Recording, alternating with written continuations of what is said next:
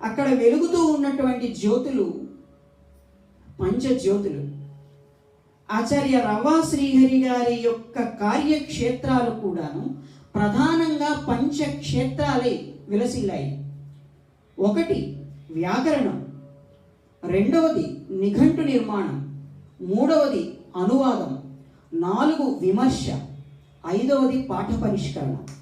ఈ 5 రంగాలలో వీరంగం సృష్టించినటువంటి మహానుభావులు అనటం నేను చెప్పడం కాదు, ముందుగానే ఇక్కడ ఆచార్య నిత్యానందరావు గారు ఉన్నారు. వారు ఇంకా సోపపత్తికంగా చెప్పగలిగినటువంటి పెద్దలు. పిల్లాడు మాట్లాడితే బాగుంటుంది, తరానికి నిరంతరం అంతరం పెరుగుతున్న వేళ యువతరం నుంచి ఒకళ్ళు మాట్లాడితే బాగుంటుంది అనుకున్నాం కాబట్టి నేను ఇక్కడ ఉన్నాను. విభిన్నమైనటువంటి క్షేత్రాలలో కృషి చేసినటువంటి వారు ఆచార్య రవ్వ శ్రీహరి గారు. వ్యాకరణంలో వారి మొట్టమొదట రచనా వ్యాస